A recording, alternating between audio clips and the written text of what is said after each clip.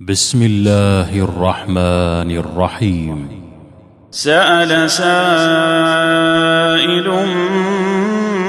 بعذاب واقع للكافرين ليس له دافع من الله ذي المعارج. تعرج الملائكة والروح إليه في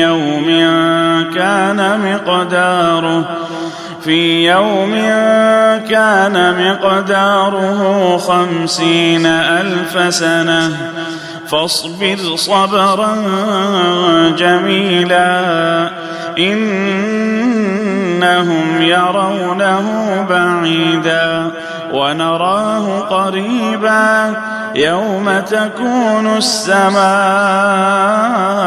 كالمهل وتكون الجبال كالعهن ولا يسأل حميم حميما يبصرونهم يود المجرم لو يفتدي من عذاب يومئذ ببنيه وصاحبته وأخيه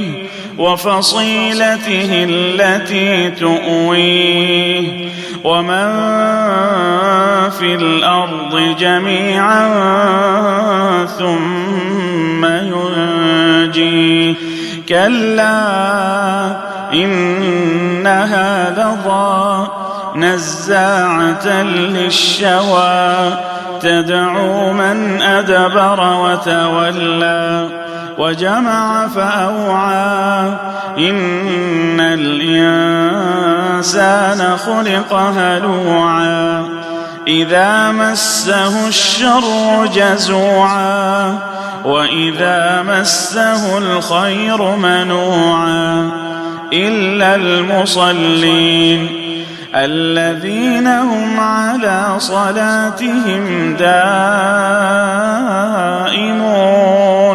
والذين في أموالهم حق معلوم للسائل والمحروم والذين يصدقون بيوم الدين والذين هم من عذاب ربهم مشفقون إن عذاب ربهم غير مأمون والذين هم لفروجهم حافظون إلا على أزواجهم أو ما ملكت أيمانهم فإنهم غير ملومين فمن ابتغى وراء ذلك فأولئك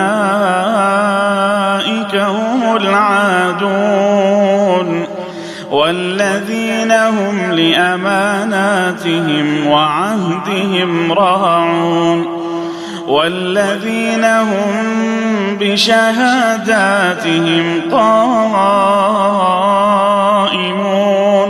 والذين هم على صلاتهم يحافظون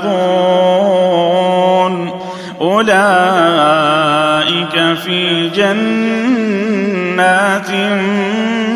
مكرمون فما للذين كفروا قبلك مهطعين عن اليمين وعن الشمال عزين أيطمع كل امرئ منهم أن يدخل جنة نعيم كلا إنا خلقناهم مما يعلمون فلا أقسم برب المشارق والمغارب إنا لقادرون على أن نبدل خيرا منهم وما نحن بمسبوقين فذرهم يخوضوا ويلعبوا حتى يلاقوا يومهم الذي يوعدون يوم يخرجون من الأجداث سراعا كأنهم إلى نصب يوفضون خاشعة أبصارهم ترهقهم ذلة ذلك اليوم الذي كانوا يوعدون